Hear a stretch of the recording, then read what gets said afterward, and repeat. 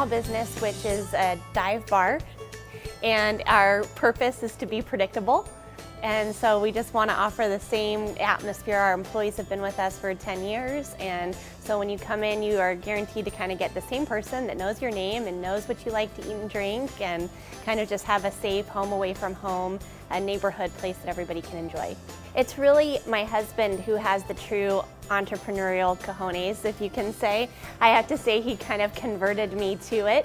I'd always worked with entrepreneurs, but I got the easy part because they'd already taken all the risks, so I got to come in and just enjoy the risk taking. So it was great. He pulled me out of my comfort zone to be on the risk boat with him, and I love every second of it. It's called Draw 10 because we were the 10th draw on a liquor license 20 years ago, and it's at 54th Street in Washington.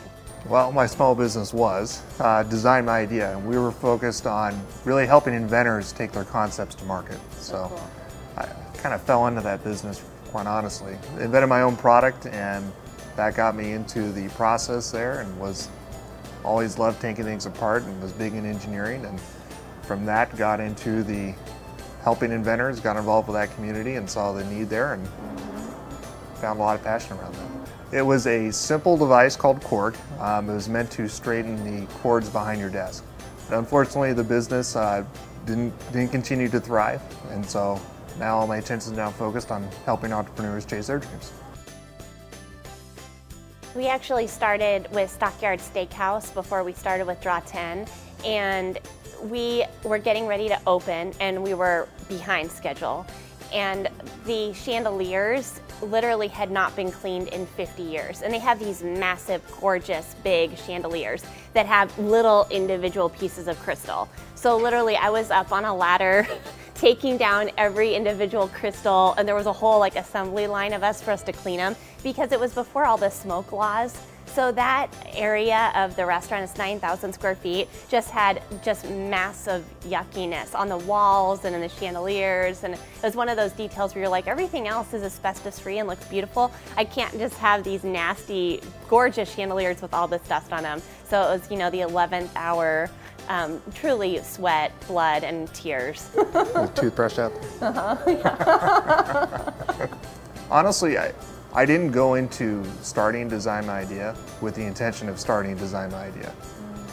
I was working part-time and then had another job and was laid off from that other job, and kind of said, well, I can either go find a new job or invest more in this one and turn it into a business. And so that point, I guess, in my life was kind of an inflection point to say, all right, I've got a family here, this is kind of a big risk, and went for it. Those first, I'd say, 3 months were, very lean times, and going from a steady paycheck to a very small paycheck to times when there was no paycheck. And every small business can definitely relate to those times where you've struggled through it. But that was an exciting time for me, just from learning how to run a business by fire, really. It was good times. And bad times. Yes. We can look back on them fondly given that we're no longer in them. Exactly. And then it becomes, oh, this treasured memory. You've grown a lot. Yes. Yes. And survived. Yes, exactly. Design My Idea was, I fell into it. I was heading that direction, but I fell into it. And I'd say really that started from a passion for the customers. And I'd say the inventor industry is ripe with non-legit companies, we'll say. And they prey on inventors.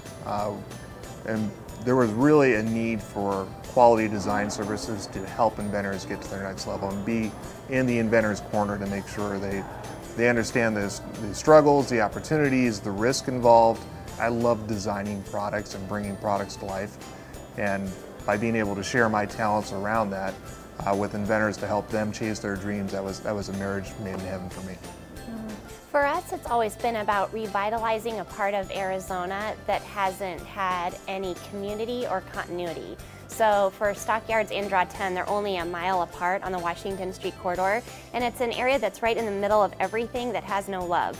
And so for Stockyards, it was revitalizing Arizona's history to restore this, for us in Arizona, is a really old historic building with all of the history that goes with it to tell a story to people who come to visit Arizona and who have lived here for a long time. And then for Draw 10, it was really to say this has been a staple here for 20 years.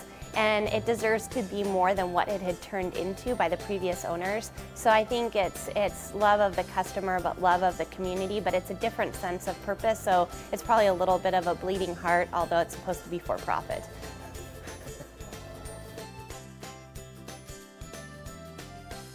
Just do it.